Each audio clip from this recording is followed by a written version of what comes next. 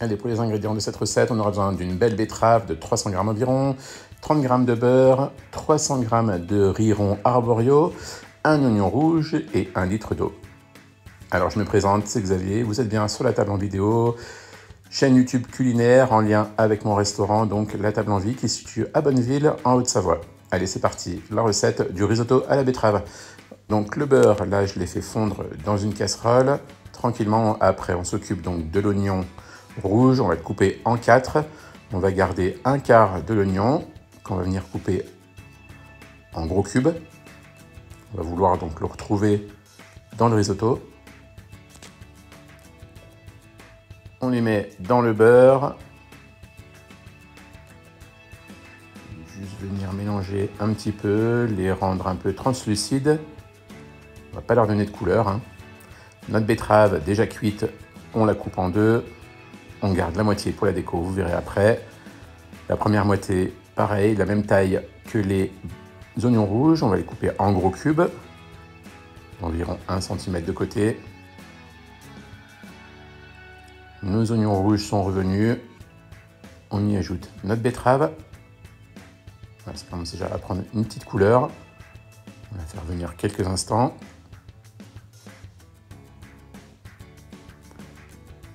On va venir saler et poivrer.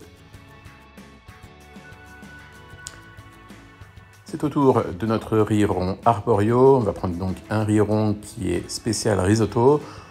Celui-ci va permettre donc de pomper tout le liquide. C'est un riz spécial risotto, comme je vous le dis. On va pouvoir mouiller avec notre eau. Ça dépend donc ce que vous voulez en faire de risotto. Si vous voulez en accompagnement d'un poisson, ajoutez-y donc du fumet de poisson. Pour une viande, un peu de fond de veau, un peu de fond de volaille. Allez, la première partie de la recette. Ça commence à bien bouillir, on remue tranquillement. Voilà, le premier volume donc d'eau a été pompé. Par le riz, on y ajoute le deuxième volume d'eau. Pendant la cuisson du riz, on va s'occuper de la deuxième partie de la betterave que j'avais donc gardée de côté. On va pouvoir la couper en tout petits cubes, hein, quelque chose de très fin, très précis. Les premiers cubes de betterave qui sont en train de cuire dans les risotto, on va les retrouver à la fin au dressage. Mais ceux-ci, voilà, ils vont pouvoir donc s'éclater et ces petits morceaux-là, ils vont pouvoir colorer le risotto.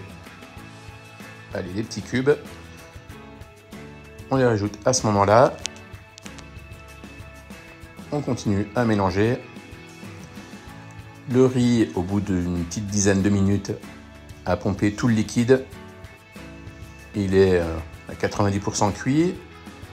On y ajoute notre crème liquide pour avoir quelque chose de bien lié. Pour le dressage, on va utiliser donc une assiette assez creuse. On dispose quelques cuillères au centre. On peut utiliser n'importe pièce, hein. Et les betteraves que j'avais gardées, que j'ai coupées assez finement, on va pouvoir les disposer harmonieusement donc sur le risotto. Quelques pluches de persil. Et je ne sais pas si vous êtes comme moi, mais la betterave, on dirait des petits copeaux donc de viande séchée des grisons. Vous pourrez donc faire manger de la betterave à vos enfants.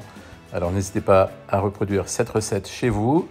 Abonnez-vous à ma chaîne, partagez, likez, activez aussi la petite cloche pour ne louper aucune recette. Et abonnez-vous surtout à ma chaîne, ça me soutient beaucoup. Allez, à très bientôt sur La Table en Vidéo.